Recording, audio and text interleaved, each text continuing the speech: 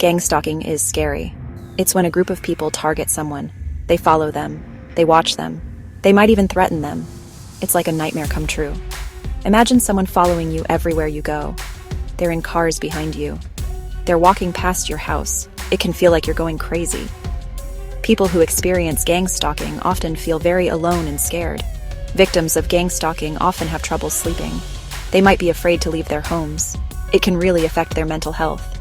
It's a form of harassment that can have serious consequences.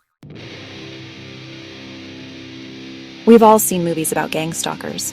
They're the ones who harass and intimidate when the police can't. But in real life, gang stalking is complicated. Gang stalking is when people take harassment into their own hands. They might intimidate or harass individuals themselves. Sometimes they feel the justice system has failed them. Remember Robin Hood? He took matters into his own hands. A classic example of taking action outside the law. In the Wild West, people often took justice into their own hands. There weren't enough lawmen to keep everyone safe. People turned to gang stalking for many reasons. They might be angry about crime, or not trust the police, or want to protect their community. How are gang stalking and vigilantism similar? Both involve groups targeting others. Both cause harm and fear. But there are key differences. Gang stalking is about harassment and control. Vigilantes want to punish perceived crimes. Gang stalking is bullying. Vigilantism is complex, seen as necessary evil, but it can lead to more violence.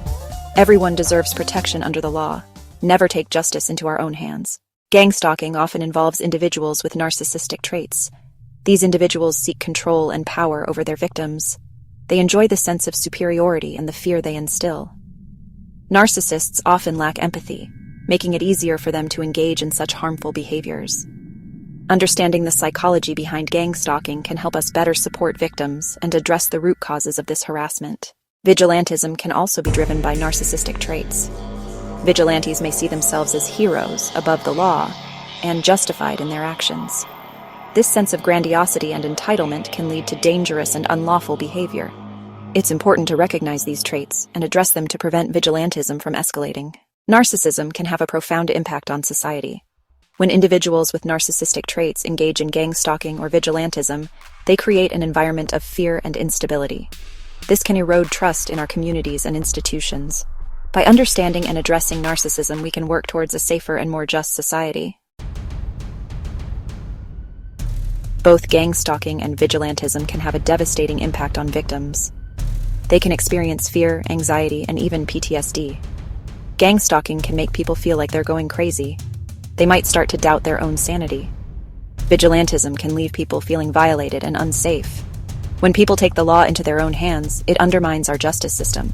It can also lead to more violence and chaos. We need to work together to create a society where everyone feels safe and protected.